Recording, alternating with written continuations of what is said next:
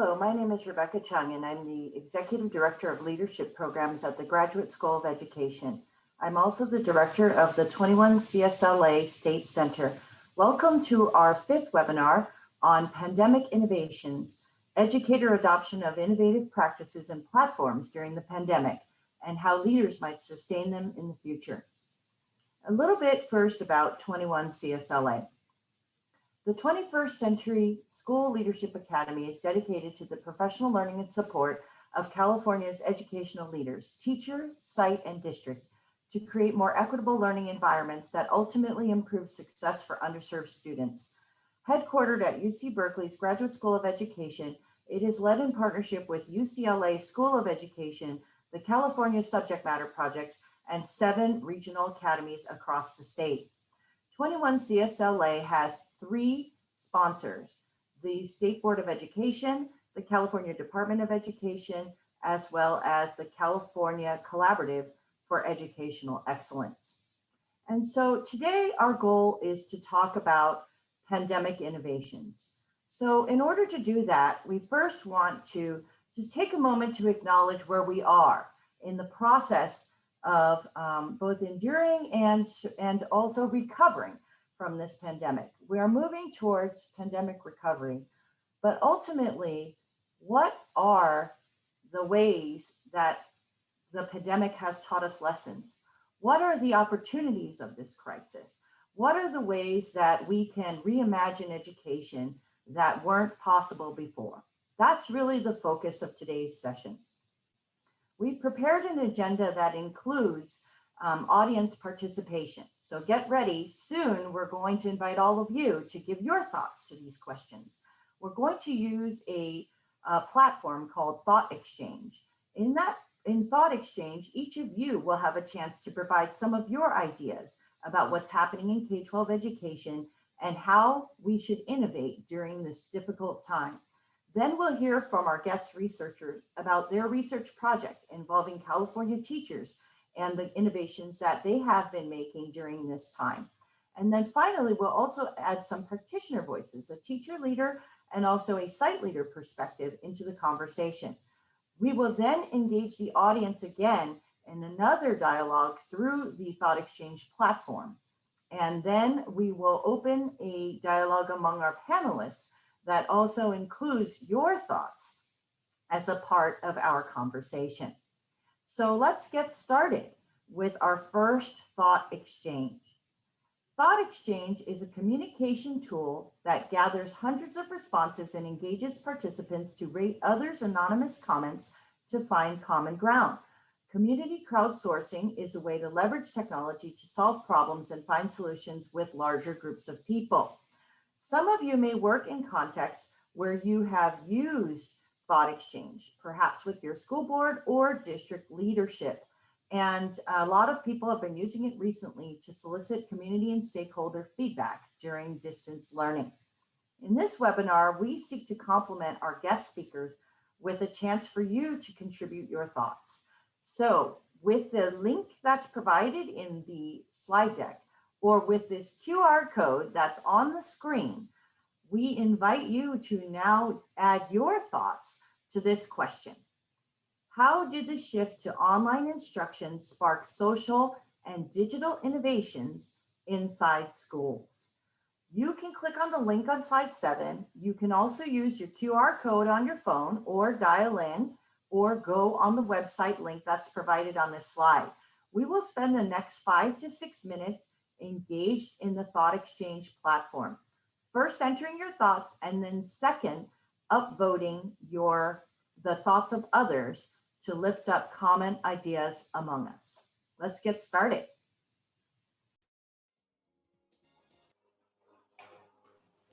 Thank you for your participation. So if everybody can take a look at some of the top thoughts, and we can see how many connections. 29 people participated in the conversation. There were 26 thoughts that were posted and almost 400 ratings that took place. So the top thoughts are listed right here. Talks about inequities becoming more evident, looking at social emotional needs through technology. Inequality came up again. And it blew the roof off of arguments that school has to look exactly as it has. So those are our top thoughts from this part of the webinar, and we're going to hear from the researchers and learn what they found out in their research over the last year. Thank you, Kim, and thank you to everyone who participated in our thought exchange. You'll have a chance to participate again a little later in our session. And now it's my pleasure to introduce two of my colleagues here at the Graduate School of Education at UC Berkeley. Our first presenter will be Professor Bruce Fuller, who's a sociologist who delves into how families, civic activists, and policymakers lift the learning and well-being of children. Fuller teaches in education policy and the sociology of organizations. And this fall, his new book, When Schools Work, will be released. It asks why student achievement climbed for nearly 2 decades in Los Angeles and how a colorful pastiche of civic activists powered a variety of institutional reforms.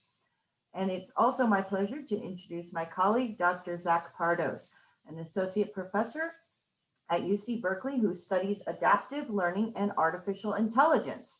His current research focuses on knowledge representation and recommender system approaches to increasing upward mobility in post-secondary education. Dr. Pardos also directs the Computational Approaches to Human Learning Research Lab. And I'll turn it over to you, Bruce. Thanks, Rebecca. I'm just putting into the chat a couple of our initial reports, including a video of teachers' own voices talking about the innovations that they've adopted over the last year in our 18 study schools. Zach and I thank everybody for giving us a chance to talk a little bit about these findings. You'll hear from one of our study principals, Jelaine, in just a few minutes, but she was one of 18 principals in schools around California that we have been tracking since August of last year, really asking the question of how they did during the pandemic shutdown and the kinds of innovations that teachers and principals devised over the last 8 or 9 months. I can get the next slide.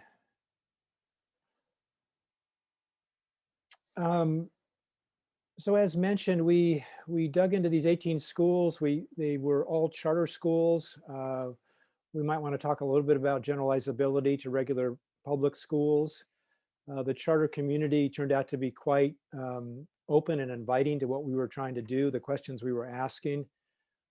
We interviewed principals and teachers in these 18 schools to really understand the kinds of innovations that they were devising, how they were discerning between effective innovations and new novel things that we're trying that weren't working out, which is a question we want to come back to. And also these schools were incredibly collaborative in the sense that they shared videotaped Zoom sessions. A lot of us in the research community have been curious about what's going on inside online classes, and can we analyze student talk? Can we analyze different activities that teachers engage in, which Zach will come to in a couple of moments. But after properly getting consent from parents and from teachers, we were able to analyze confidentially 44 Zoom sessions, which proved to be very illuminating. We wanted to know a lot about how principals were fostering innovation and adapting to the shutdown. Reaching out to students and to parents. We might want to talk about how parents became more involved in many of these schools with the help of digital tools. And we became very interested in this intersection between new social arrangements, new social innovations, and the role that digital tools play in those social arrangements. One of the highlighted topics that you all just identified is this question of, can we use digital tools to get at social emotional issues? And we found some really inventive examples of that. For example, in advisory periods, teachers would open up a few minutes where kids could come on and use the chat room to just express concerns, worries, good things that were going on at home. And in that way, there's a kind of a private space within this more public advisory period. And that's just one example of how digital tools start to reorder the social organization of relationships between teachers and kids. So we didn't see digital tools as kind of hanging out there, sort of high tech, clever innovations. We saw them as invigorating and possibly improving social arrangements inside schools and classrooms. And as I put in the chat, we have some initial research briefs and a video from our teachers across the 18 schools. And the teacher video is really fun. It's about 9 minutes long, and you get a quick take on how teachers are defining what's effective and what's innovative and novel in their pedagogical practices. Next slide, Kim, or Moonhawk. To set the study in context a little bit, you all have heard really two dominant narratives about the COVID shutdown and how we think about the run up to next fall and fully reopening schools. There's a narrative you hear from some educators around, we'll just breathe a sigh of relief, and we'll try to push that nightmare out of our memory banks, and we'll just get on and go back to normal routines, go back to the rituals that schools follow. We'll go back to the daily schedule. We'll go back to our subject matter and our state learning standards, and we'll just try to push out of our heads what happened.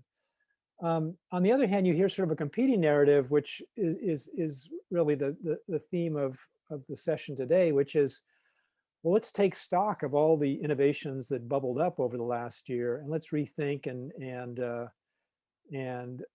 adjust how we think about schooling, how we adjust how we think about the school day, how we use mornings versus afternoons. One thing we found was that afternoons were being used more creatively in most of these 18 schools for small group work with special ed kids, small group work with ELs.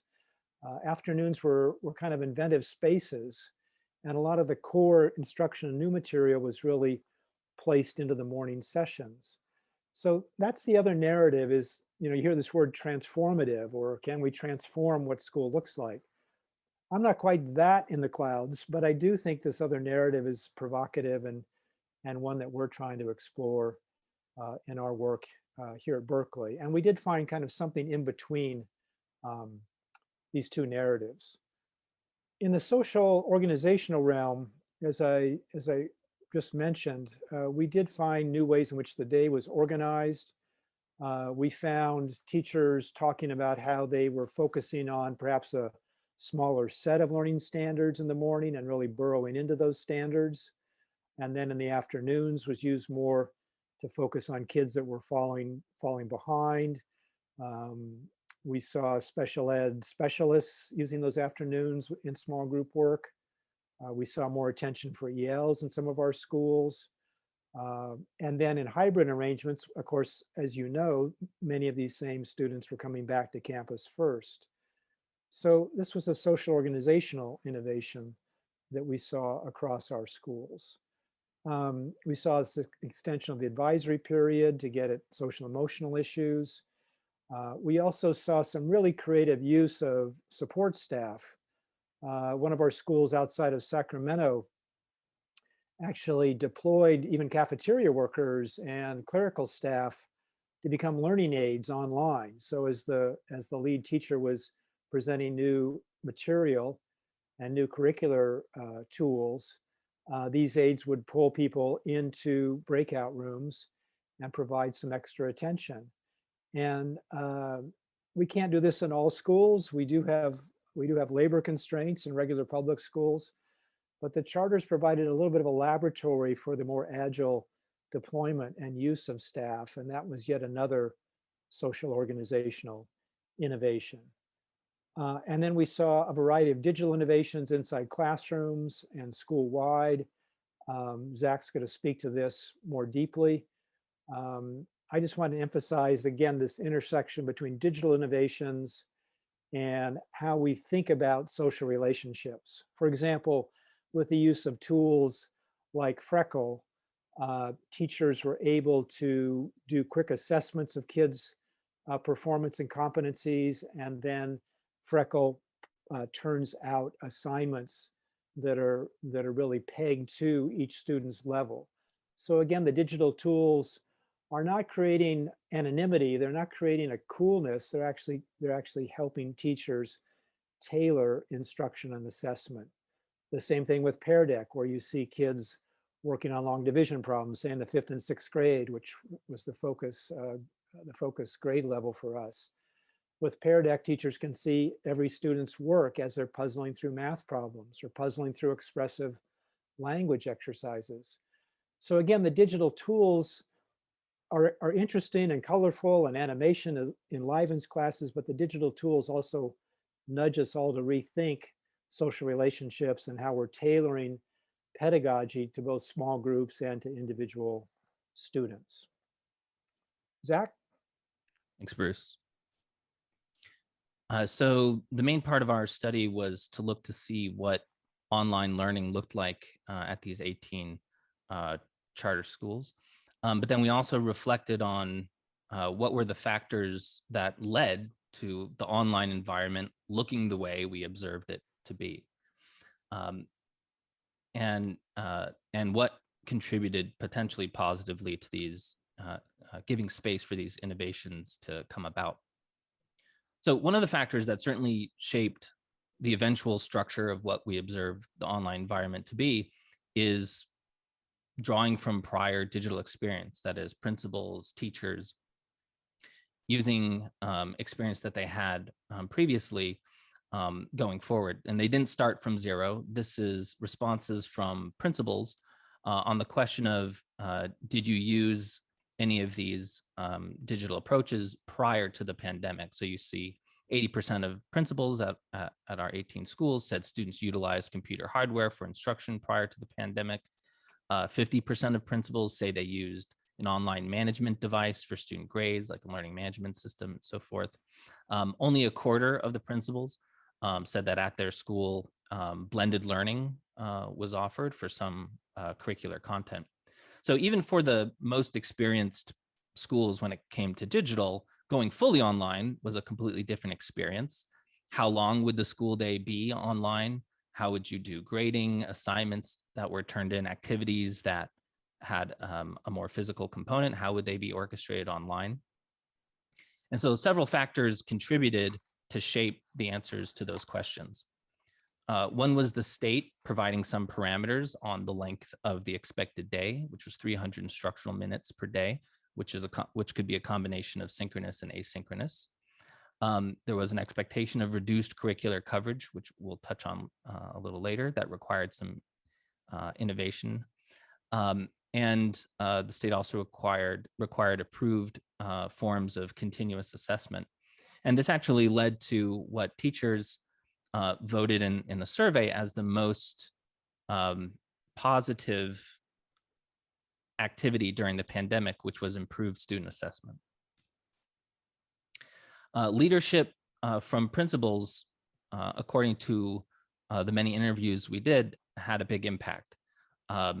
When principals provided a template for structuring synchronous and asynchronous time, that really provided clarity, welcome clarity for teachers on the framework for how they can think about the day. As Bruce mentioned, often breaking it up into a synchronous session, and then the second half of the day more open-ended, maybe some asynchronous work on your own, and then coming together or in small groups, or some teachers had kind of one-on-one office hours in the middle of the day. Some teachers remarked that they really appreciated principals offering orchestration of kind of peer learning groups where they could partake in trial and error of what is working with their nascent online approaches. One teacher remarked that she doesn't know if she could have done this, quote, alone, and that having these peer groups really helped support her. The principals, of course, also showed leadership in addressing the many logistics involved, making sure students have access to the tech, internet, and devices, following the daily healthcare changes and the mandates, and then coordination with public schools at times in considering going back to in-person or hybrid. Many of the schools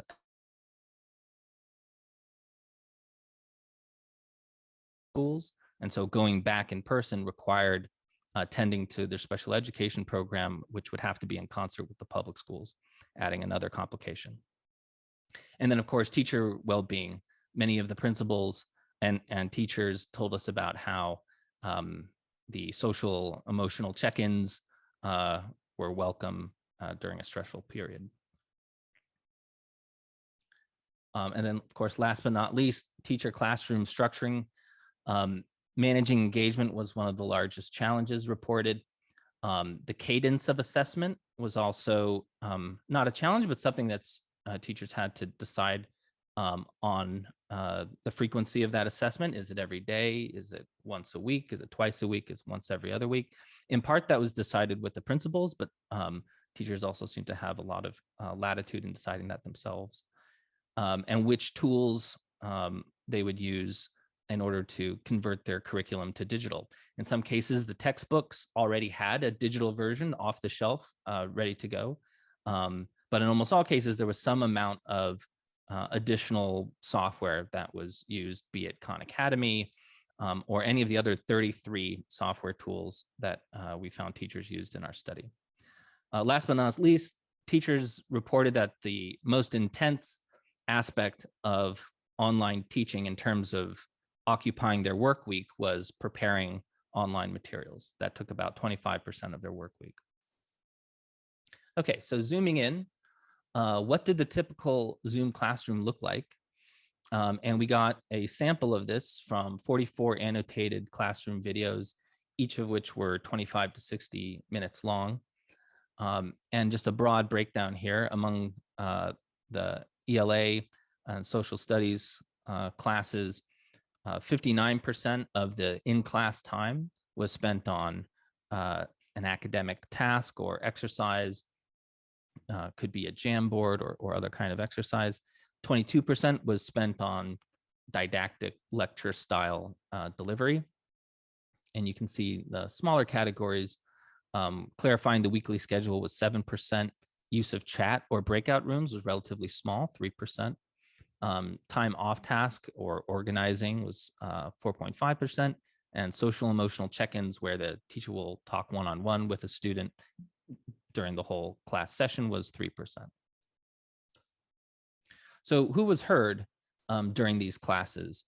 On average, there was a student utterance once every 2 minutes, and breaking down utterances by race group of the student, we found that Black student utterances were about with representation, but Latina students had less utterances, so they were underrepresented in their utterances, while white students were overrepresented in their utterances during class.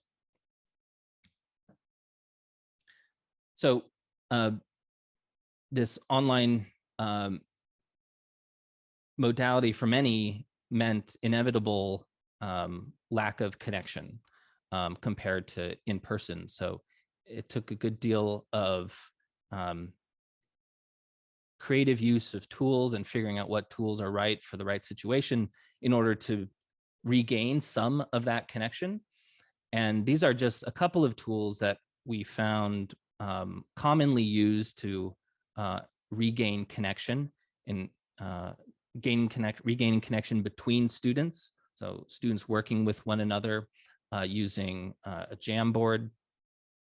Another way of maintaining a connection between a teacher and students' work, now that you can't look over their shoulder while they're doing something, was Pear Deck, which virtually allowed that to happen. And then connecting students with parents at a more high bandwidth rate was facilitated through Google Classroom, which also seemed to be the heart of most classrooms. One of our teachers remarked that it's been the one source of truth, referring to how easy it was to manage information and assignments through that central management program. But it wasn't all rosy. There was a good deal of lost connection, where 33% of enrolled students were just not present in the Zoom, not with their camera on or off. So this will certainly lead to additional innovations needed to get students up to speed as we return to hybrid.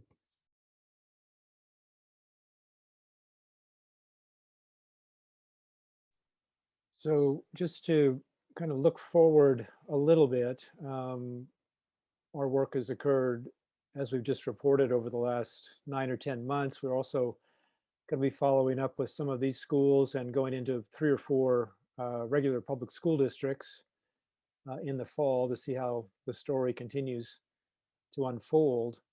One thing we're trying to look at really is how can districts and school leaders pause to take stock of learning loss and to uh, assess kids early on in the fall and maybe try to do a bit more tailoring as they hopefully focus on lower achieving youngsters. As Zach just reported, we have some digital tools that are more efficient than before to do that kind of assessment and to give information back to students. I believe Jelane's school, as well as a few of our other schools, use the MAP assessment. And of course, there are other continuous assessment instruments out there. So I think the assessment question is going to be huge as we go into the fall. And how do we think strategically? Who in district offices, which principals will find the time to assess and make sense of the distribution of kids' competence? How will the curriculum accordion back out as now the state expects every school to address all those learning standards once again after a year of trying to simplify and collapse a little bit. But I think the main takeaway here, and then we'll stop talking at everybody.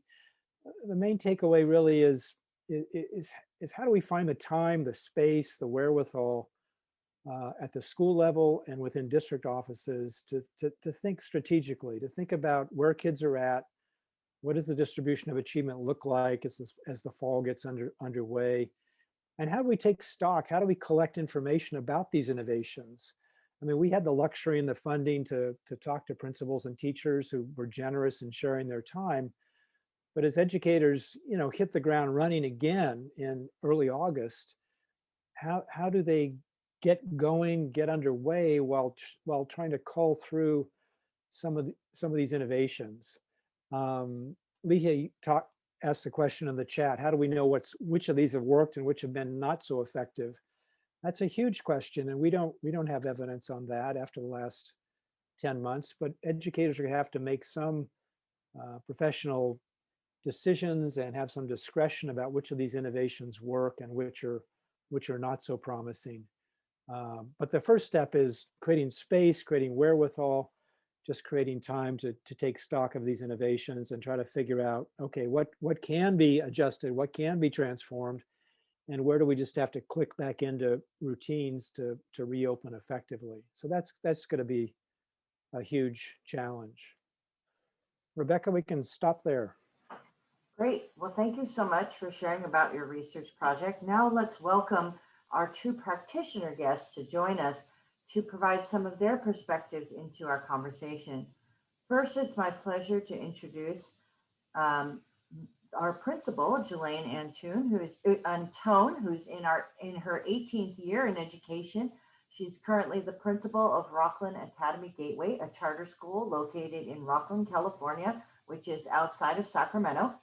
Rockland Academy Gateway is a TK-8 school with over 1,000 students and a racially diverse student body.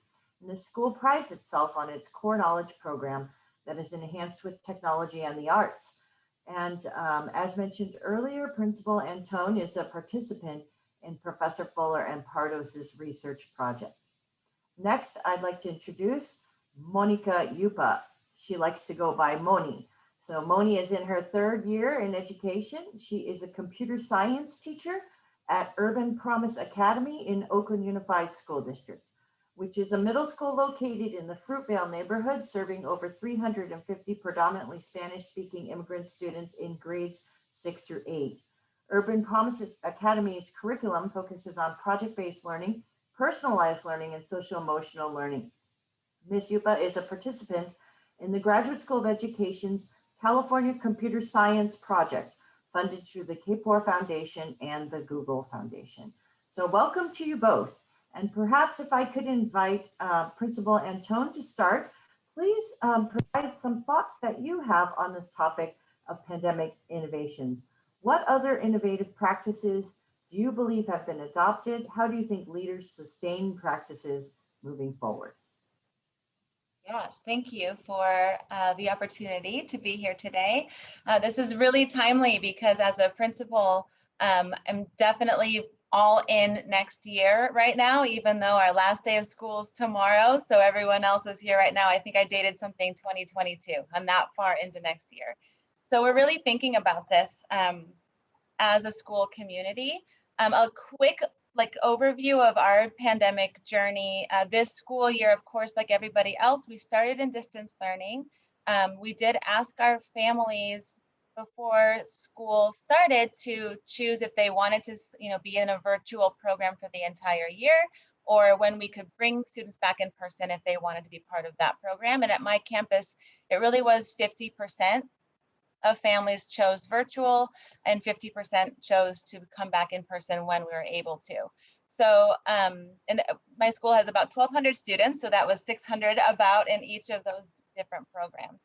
We all started in distance learning this year, but we were able to bring students back in October, so a little bit earlier than some other places.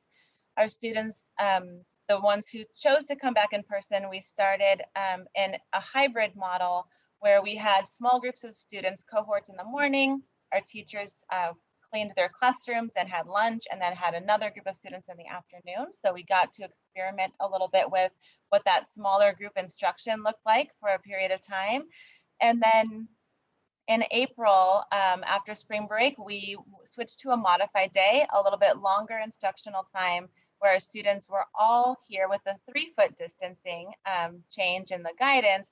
We could have our students all combined in the morning and had school until 12:30, grab and go lunches, and then again, those flexible and free afternoons. So it really was, and then our virtual program. So it really was, I think we had 4 first days of school this year, which makes the year feel like 4 months and 4 years all at the same time. But it really did give us an opportunity to think through our time and our practices.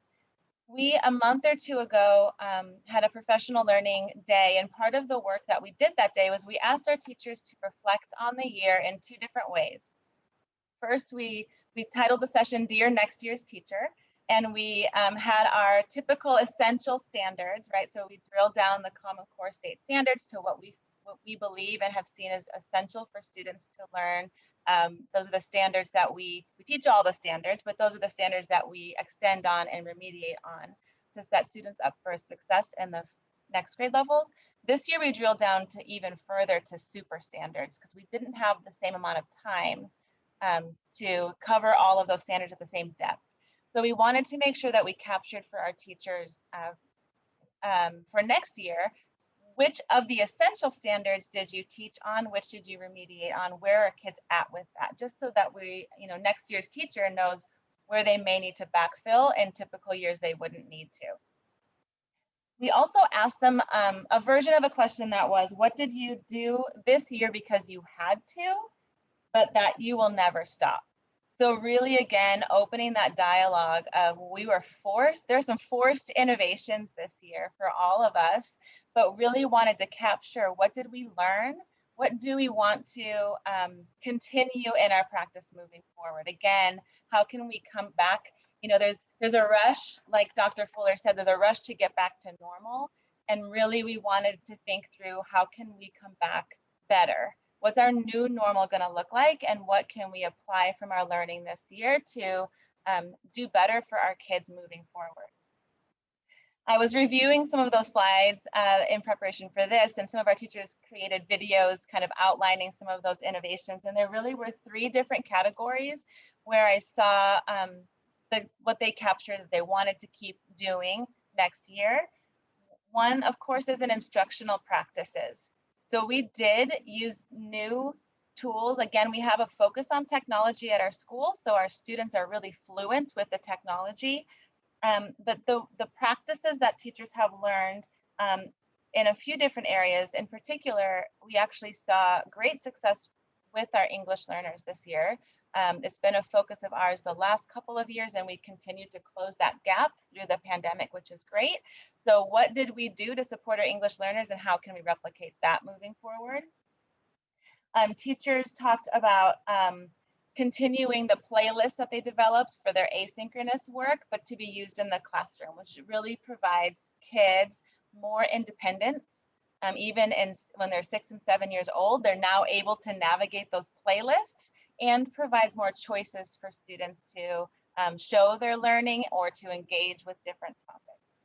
A lot of teachers talked about assessment processes that they use this year, formative assessment, exit tickets in new innovative ways using Google Classroom. Pear Deck was mentioned already as an engagement tool, but also a feedback tool. And then also many teachers really appreciated the opportunity to flip their classrooms in a way, and we're rethinking what kids are able to do and engage in at home, not just as extending homework past just practice of that day's learning, but really to increase the learning at home to set kids up for the right work in school. The second category that I saw was really around parent engagement and parent support. Our teachers did some really great things to support their families. Of course, some parents were sitting right next to their students, so really understand what their kids are learning in a different way. But our teachers had some examples of other ways that they supported our parents. Before parent-teacher conferences, which were held on Zoom, which our parents really appreciated, not needing to drive to the school from work to meet with their teacher, they could meet on their lunch break or when it worked for them. Some of our teachers created a video for all of their students, parents, to show the grade level expectations, what's been covered that year. They showed examples of some exemplars, the learning targets, the rubrics, so that all of that was front loaded, so that when the teachers talked to the parents in those 20-minute, 30-minute conferences, it really could be around their individual student. Parents loved that. It was more not learning about what they were going to learn in second grade, but really where their child was performing and their child's strengths and areas to focus on. Video newsletters became really popular as a way to connect with families. And then some of our teachers want to continue offering some Zoom office hours for parents after school to have quick 5, 10, 15-minute Zoom check-ins. Again, just more access for our parents to connect with our teachers that doesn't involve them driving to school, right? More flexibility with that interaction. And the third area that I'm seeing a lot of thinking about, and that I'm thinking about a lot, is with time. One of our teachers said that this year there's a new way of thinking about the time that we have with students. It's really, instruction is intense and it's urgent. And the time that we have with students, we know now is so important and so precious, and we now see what we can do, right, when we have them, and we're really, really intentional and focused with that time. We are rethinking our master schedule completely to maximize the time that we have with kids and to provide some of the additional supports that we saw effective over the course of the past year.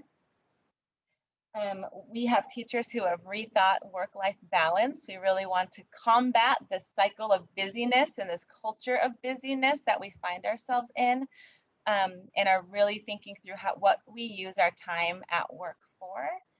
And one of the advantages of those afternoons that were more flexible, especially when we switched to that modified day, was we really could dedicate time for professional learning. And I know this is what all the research says, and if we look at the highest performing countries in the world, we know this is part of it, is that dedicated time for professional learning. But our teachers grabbed some time in the afternoon really to focus on math strategies. We did a 9-week session, and the learning increased tremendously the last trimester. Really, we believe because our teachers were able to come into a space as learners because they had the time dedicated throughout the week to get their work done. So really, it all came down to focus. We focused on the essentials. We focused a greater focus on individual students. and getting that individual feedback. And those really are the things that we are looking to continue to implement and build into our school culture of learning next year. Thank you so much, Jillian, for sharing. And we're going to now invite our teacher leader to also share. She is Moni Yuba is the computer science teacher at Urban Promise Academy in Oakland Unified. Please, Moni. Hi everyone, can you hear me well? So my name is Monica Yupa. I teach at Urban Promise Academy, which is in the Fruitvale neighborhood of Oakland. And just some background on Urban Promise Academy and how we also experienced the pandemic. So we stayed distance learning for the majority of the year, pretty much through March. And then we did a small a transition into some in-person, but not a full reopening yet. But just right off the bat from that, one big innovative practice and something that I really appreciate from that was really focused on during distance learning and the pandemic is this pause and break to recenter on our values and our mission, which is really to focus on students, to focus on being intentional about building relationships with students, with families, and having that as the core of education. So keeping that in mind when we did do the transition to having some students back in in-person learning, all of the time for in-person learning was just focused on SEL. So the students would have their regular classes in the morning, and then when they would come to school for the afternoon, all of that time in person was just focused on SEL with the adults that were present with the students. And that was to help the students transition back and feel safe and welcome back into a school setting, which they hadn't been in for most of the year. And then also to touch on what were some of the innovative practices that I experienced as a teacher. So something that I think was definitely different from distance learning and just being virtual the whole year was that I had more opportunities for collaboration. And so first I'll talk about just within my school. There was just more time, more opportunity for teachers to collaborate across departments, within departments. So for example, I am on the electives team. I'm a computer science teacher and I'm on the electives team at my school. And typically all of our schedules don't match up, but because of the different schedule and being online, we were actually able to meet a lot more often during this past year, which meant that we were able to come together and focus on SEL. And one of our main focuses is also maker-centered learning. So we were able to do an inquiry cycle together and then actually bring that in a PD to the rest of the school. So that was something that we definitely want to continue in the future. And then something else is I personally also was able to then have more time and more structured time to meet with both mentors, as well as have increased time for reflection on my practice with inquiry groups. So just to name a few of those, one of my mentors is another teacher at my school. So I was able to participate in some more classes that she was taking and be able to reflect and debrief my teaching practice with her. So with her, I did a lot of learning about youth activism this year. I was also able to meet with a mentor of mine named Chris Proctor, who is an assistant professor across the country at the University of Buffalo. And we did weekly meetings to talk about how or what can computer science education learn from critical race theory. So that gave me time to also pause and think about how can I continue learning, continue taking a look at research and bring it back to my practice, which I think in the normal rush of just in-person learning pre-pandemic, there wasn't as much time for that. And then finally, I also participated in the CS Teacher Leader Inquiry Group, which was also very connected to the work that I did with my other mentor, Chris Proctor, which gave me time to reflect on my practice, hear more about research, and then discuss that with computer science teacher peers from across the state of California. So those are all things that I think definitely helped me deepen my practice this year, and I would definitely want to continue in the future. Thank you so much for sharing. I think the practitioner perspectives just bring so much detail and bring to life many of the issues that are happening and the innovations that our profession have continued to take on during this difficult time. And so now we're going to move to again engage all of you in a second thought exchange. So get ready, here we go. The question is, how might educators go about deciding what innovative practices to keep and what to leave behind? So we're going to spend a few minutes engaging in this thought exchange, and then afterwards we'll invite our researchers and practitioners to join together in a dialogue. Kim, are we ready to start? We are ready to start. Since you are all pros at doing thought exchange now, you can go ahead and click the link, and I'm going to share my screen if you need to use the QR code there, but you can go ahead and spend the first 2 minutes of adding your comments and what you think, and then the next 2 minutes we will do the starring and ranking section. And I will play a little mood music.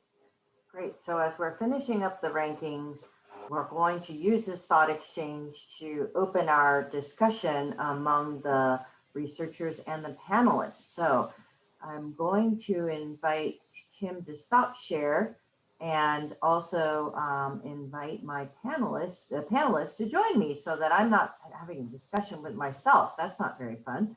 And so here they come. All right. And so something very interesting that came out of the thought exchange was this concept of authentic community engagement and shared decision making. Several of you raised the issue of increased access to parents, for instance, or a different type of parent engagement in this time. Is there someone who'd like to make a comment about innovations related to authentic community engagement or shared decision making? Like to start us off? Bruce, would you like to start us off?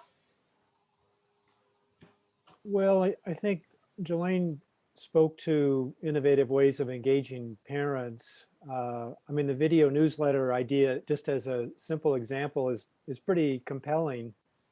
That is, we don't need to be super fancy on the digital side, but just some basic digital tools can engage parents in very direct and effective ways. And in a sense, it's labor saving. So it enriches relationships and it frees up time for teachers to attend to pedagogy or other things. So I think that's just one really ripe example that Jelaine mentioned.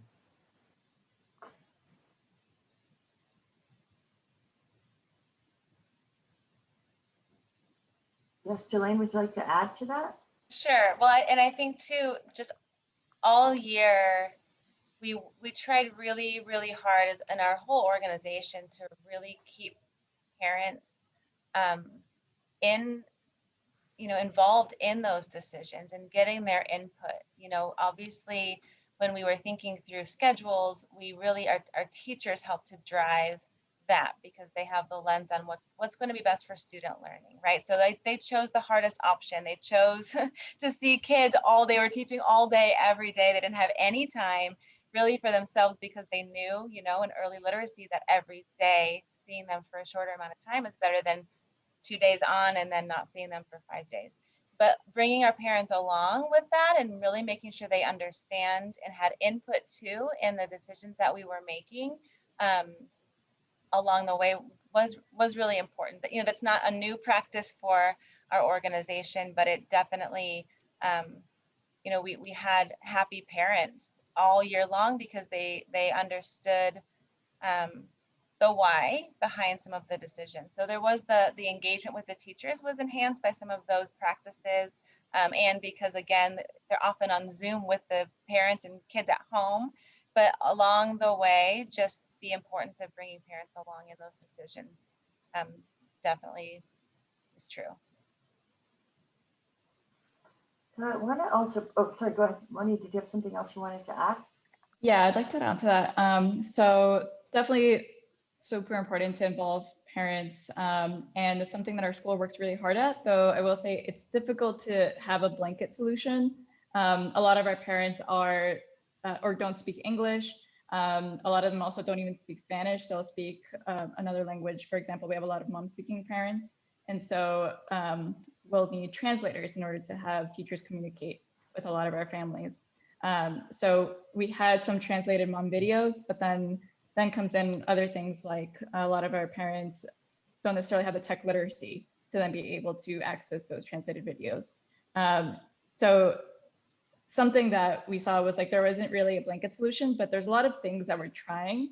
And so those are things to keep in mind for next year. And we want to keep like revamping some of the things that we did try this year. So for example, continuing those videos and continuing the translated videos, but also hopefully getting funding for tech literacy for parents so that they're also able to continue supporting their students from home. So I ran a small pilot of that, but it was hard to teach tech literacy via Zoom. So definitely looking forward to hopefully having an in-person tech literacy class for parents.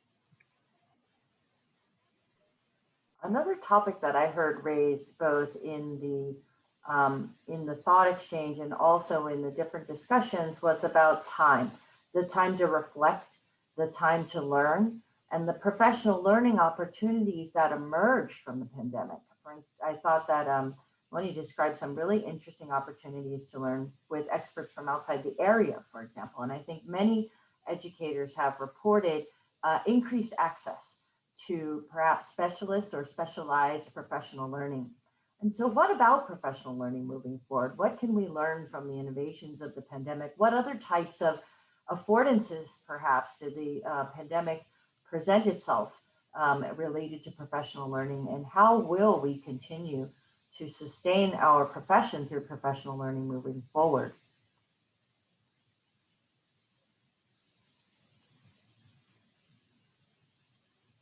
Yeah, I think that's the question that we're grappling with.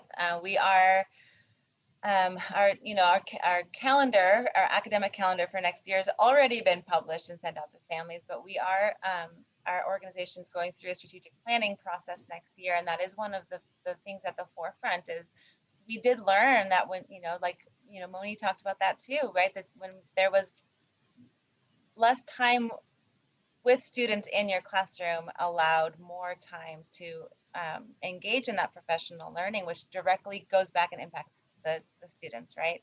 So we are rethinking our entire calendar to, be creative.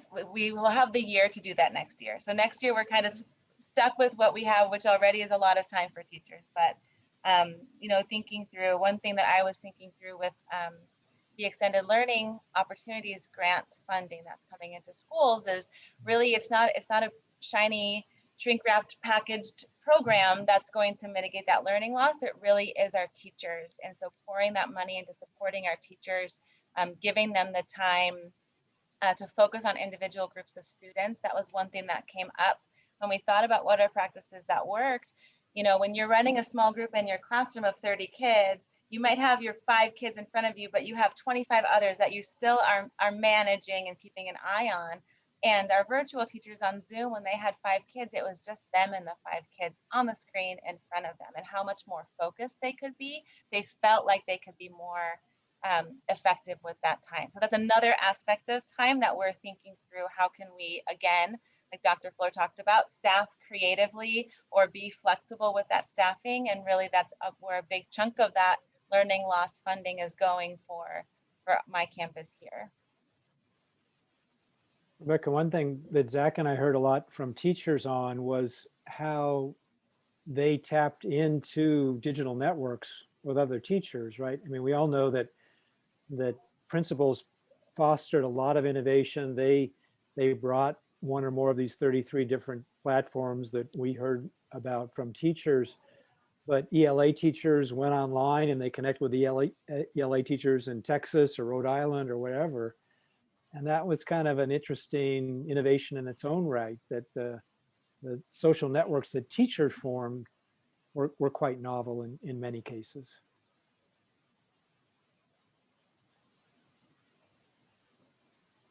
I want to echo what Jillian said about being creative with staffing. That's something that definitely happened during distance learning, where I usually don't have that much support staff in my classroom as an elective teacher.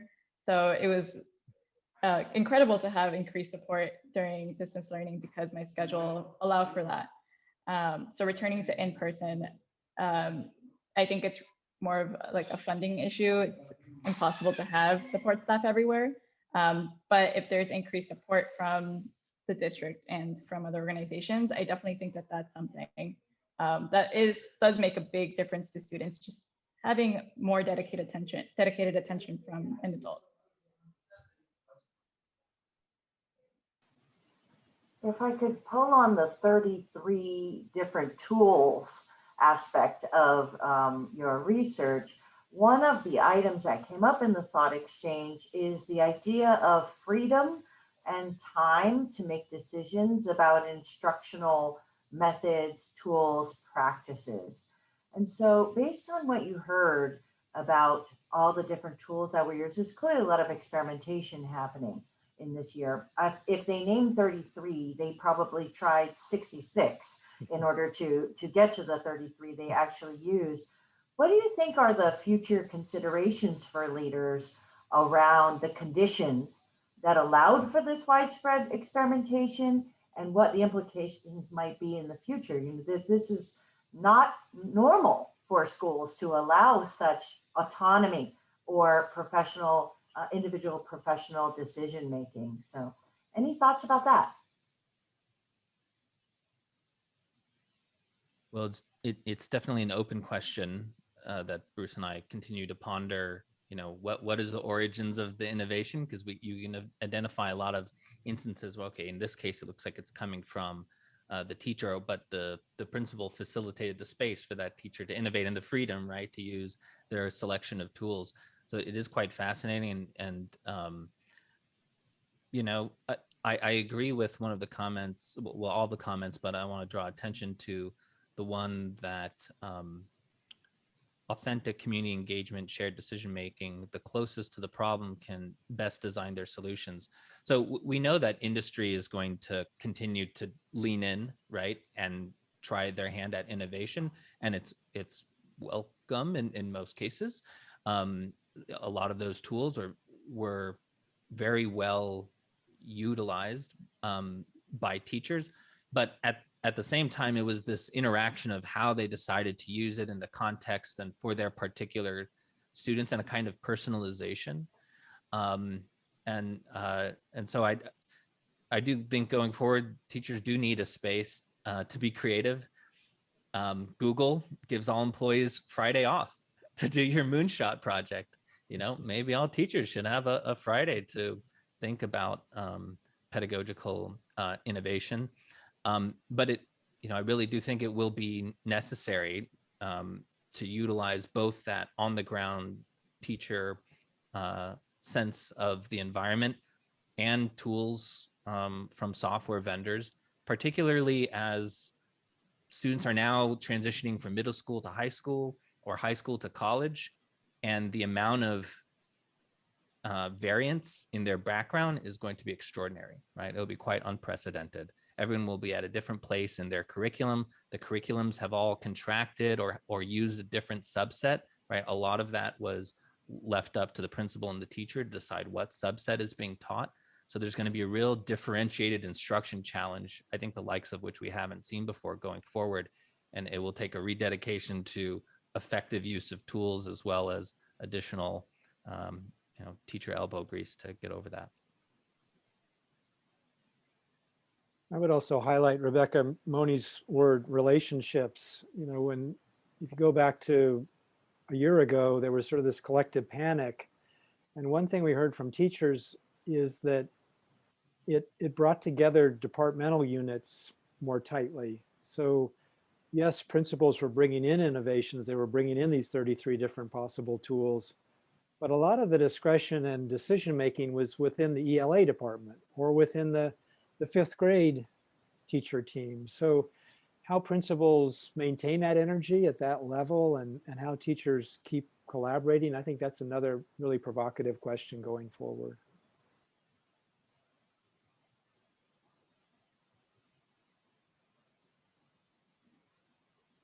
Well, we have time for just two more questions.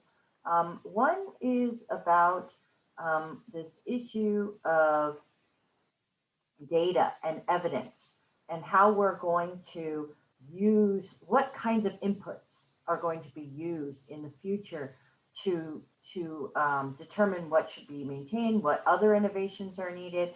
I thought that your analysis in the research project gave us some really interesting ideas about how we can analyze teaching in the online space, and it's good modeling for the field to think about how to assess instruction in an online environment. But more than that, what other types of data do you think are really important for practitioners to consider as they go through the pandemic recovery period? Well, I don't think we need another What Works clearinghouse necessarily, but it would be nice if someone in California would try to collect, these different types of innovation. That the three categories Jelaine articulated, I think, were super useful. But someone who could pull information together about these innovations and share them, that'd be a rational approach. On the other hand, Rebecca, we've got all these naturalistic networks popping up among teachers. So in a sense, we don't want to over rationalize.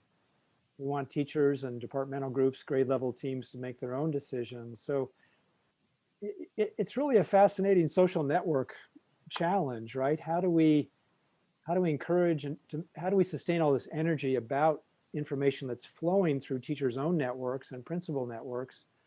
But at the same time, Leahy was asking this in the chat, how do we separate the chaff from the wheat? How do we make sure we're not reproducing ineffective innovations? So it's something that Zach and I have been talking about. It's a struggle. We've been trying to talk to legislative staff people in Sacramento about this, but with all this money flowing, it'd be nice if we dedicated some resources to figuring out what is effective, what energizes teachers, how do we sustain those dynamic inventions. I'll add to that one of the implicit innovations that seems to have facilitated more communication, for example, between parents with Google Classroom, just as an example, was that now that you have information in digital form instead of that physical paper, it's very transportable, right? You don't need to wait until it's aggregated to tell someone about it. It's already in a system submitted. Perhaps it's not graded yet, but there's this, being digital has a lot of affordances with it with respect to communications. And again, going back to that comment that people closest to the phenomenon should be part of the solution, I think it would make sense for school districts or even individual schools and principals to think about a kind of learning analytics position, right? Someone, instead of the IT person, right, who's just strictly the IT person, they're also kind of half data scientist, right? So they can work with the teachers on what are the kind of analytics, what are the kind of sources that would help you do your job, that would help aggregate what is working across different classrooms. And then maybe the principals can be the ones to then aggregate across the district and report up. But there's definitely, a data, I don't know that revolution is the right word because it's been going on for decades, but there is something, with education having been digital during the pandemic and probably a large part continuing to be, where we do need those people on the ground to connect the dots for practitioners.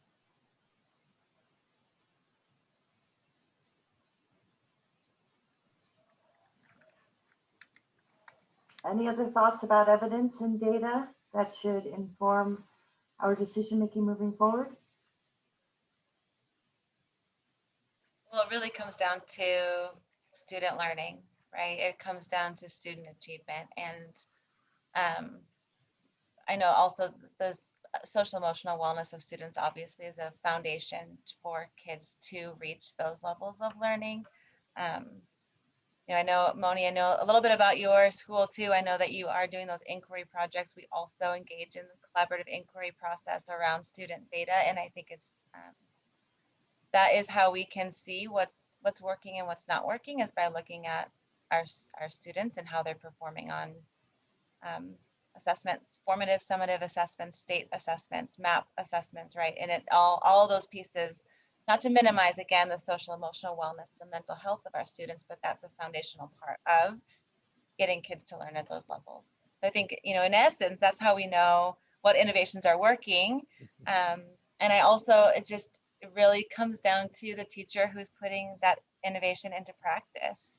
Highly effective teachers are the ones who can get their kids to learn at those levels.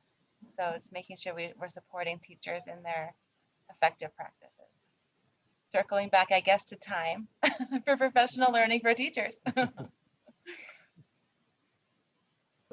And at a classroom level, just coaching, I think there's usually, a certain amount of coaching that can happen just from like what your school site has available. But I know that some of the ELA and math teachers in our school were able to receive extra coaching from a dedicated group that came in, and to them that was like the most valuable thing they said they'd experienced in their teaching practice.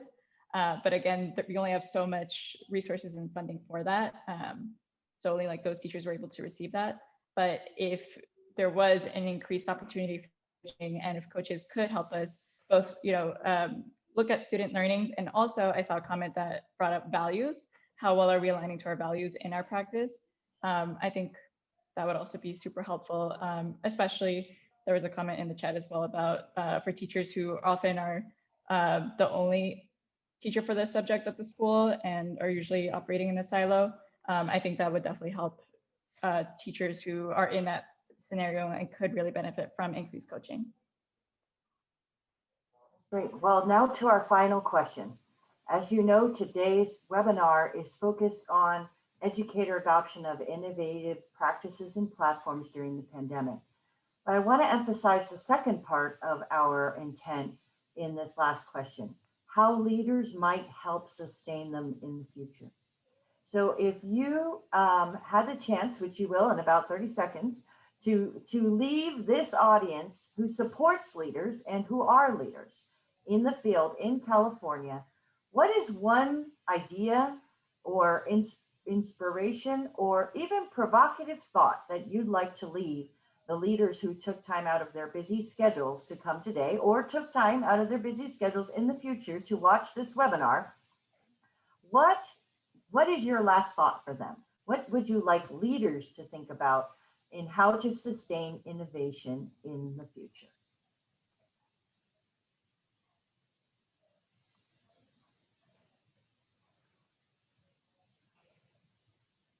I'm going to steal a saying from Jelaine, which is support teacher bravery. Allow teachers to put forward proposals on their innovations if they have it in mind. Give it air.